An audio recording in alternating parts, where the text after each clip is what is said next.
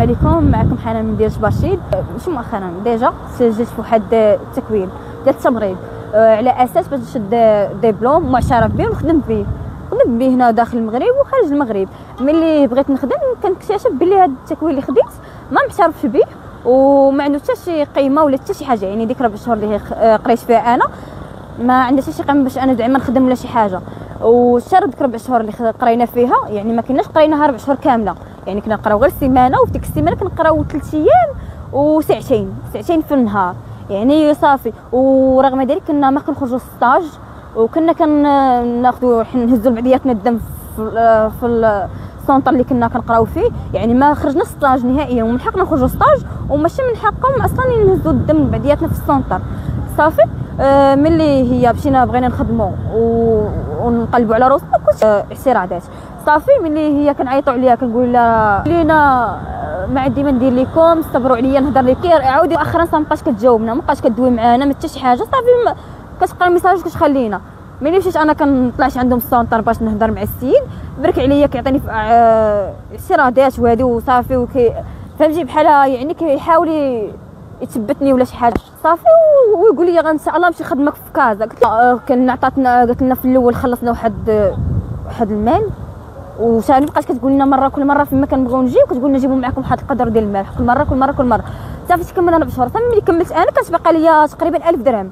ملي بغيت نجي ناخذ من عندها الدبلوم اللي ماشي هو الدبلوم ما معترفش به، غير ما المهم غير شهاده صافي. وتقول لي قالت لي تجيبي معاك الفلوس باش نكمل. جبت ليها الفلوس باش ناخذ الاوراق صافي. ملي خديت الوراق ما عطاتنا حتى شي حاجه اللي بعدا باش نتواصلوا مع باش نخدموا بها ولا شي حاجه، حتى شي حاجه غير من عنده. يعني الرازي ديتو مصلحه حاكم، ديتو كلينيك الشاويه، ديتو الزهر، ديتو واحد كلينيك الشفا. ما خليت هاد الدبلوم فين هاد الشهاده اللي عطاتني ما خليت فين ديتها حتى شي بلاصه ما قبلونا فيها. قال معترف به غير ضحكت عليكم نصبت عليكم، هذه راه غير نصابه. كلشي فيما كنجيو كيقولنا هذه غير نصابه، يعني حتى شي قيمه ما عندها. وحتى في 4 شهور راه ما يمكنش، في 4 شهور غتشدي وماشي والديا وعلى حساب والديا في ديك 4 شهور. وخدمت عليها باش هي نجي وضيعت وقتي بلاصه ما ديك 4 شهور انا اللي نجي نقرا فيها يعني باش نستافد. كنا مشيت خدمت فيها شي خدمه اخرى يعني غنستافد منها.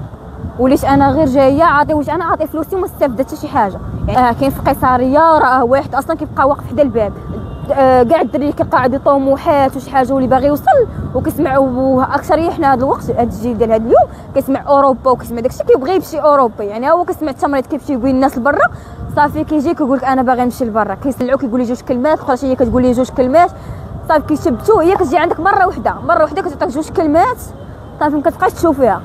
ضروري كنطالب بحقي وحق كاع التلاميذ اللي كانوا قراو معايا في السونتر، حيت كاين اللي مسكين خدم غير نجار وجا عطاها. اليوم مشيت للمحكمه وحطيت الشكايه ديالي باش نطالب بالحق ديالي يرجع الحق ديال هاد الدراري اللي ضاع عليهم حقهم.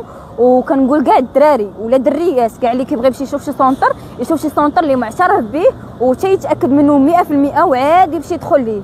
راه حيت هاد الاغلبيه ولا غير نصيب بحال هادي راه غيوقع لكم بحال كيما وقع لي انا، وقع هاد الدراري كامل اللي ما داروا لا ايديهم ولا برجليهم. كانوا باغيين يوصلوا واحد الفئه تولوا واحد الفئه اخرى، كانوا باغيين يديروا مستقبل ويعاونوا والديهم تولوا هما معدين على روسهم ومكرفسين بحال هكاك، ولاو يجروا من بلاصه ولاصه تولوا في المحاكم. داكشي علاش اي دري يبغي يشوف شي سونتر حتى يعرف راسو فين غيمشي.